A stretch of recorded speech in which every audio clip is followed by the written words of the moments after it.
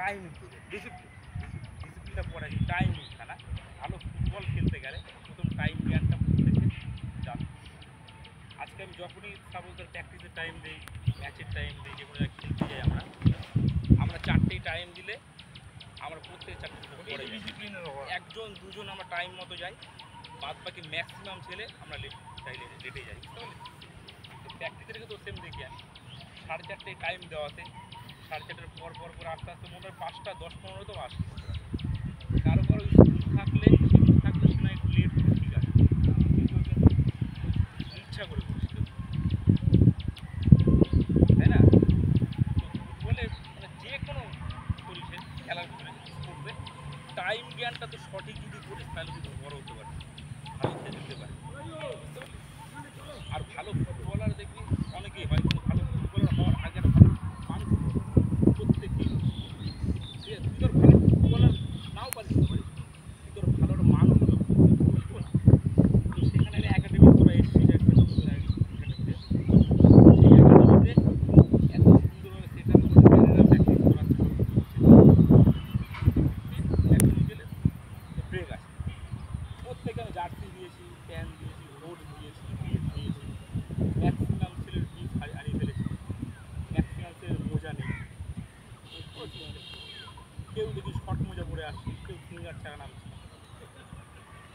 Practice আমি করতে যখনই নামবো আমার প্রপার পুরো ফুল ড্রেস থাকবে, ফুল ড্রেস আমি ফুল করবো, কোর্স করবো, সিঙ্গার থাকবে, প্যান্ট থাকবে, প্যান্ট তো ছোটো প্যান্ট থাকবে যেটা কস্টিউম করিস সেই প্যান্ট থাকবে, জার্সি করবো, এবং যখন ম্যাচ খেলার সময় আমাদের যখন টিম ভাগ করতে হবে গিফট লাগে, সেই গিফটটা আমরা প্রত্যেকের লাগে। আমি প্রত্যেককে ক্যাম্পিং বল দিয়েছি, ক্যাম্পিং বল থেকে নিয়েছি, ম্যাক্সিমাম ছেলে নিয়েছি, কিন্তু ম্যাক্সিমাম গিফট কেউ নিয়ে তো ক্যাম্পিং বল নিয়ে আসি, তাই তো? তাই আজকে যখন বুঝতে বললাম, হ্যাঁ, তো কার কাছে আছে বল হাত তুলতো ক্যাম্পিং বল কার কাছে আছে?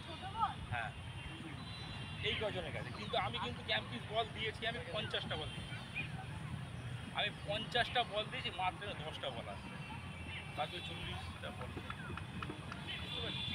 তো সেই জায়গাতে ভালো খেলতে গেলে এবং প্র্যাকটিসে আসবো সঠিক টাইম খানা তোরাই নিয়ে নিবি স্যারদের থেকে টাইম, মানে 4:30টায় যদি টাইম দেয় প্র্যাকটিসের, তোরা 4:30টার মধ্যে তার আগে আসতে হবে তোদের, মোটামুটি 4টে থেকে 4:15 ভিতরে মাঠে আসতে হবে, 4:15 ভিতরে এসে ড্রেস আপ করে রেডি থাকতে হবে, স্যাররা আসবে তুই লাইন আপ, কারণ কি, কারণ টাইম 4:30টায় প্র্যাকটিস, তোরা যত লেট করবি স্যারের প্র্যাকটিস তো কমে যাবে, তাই তো?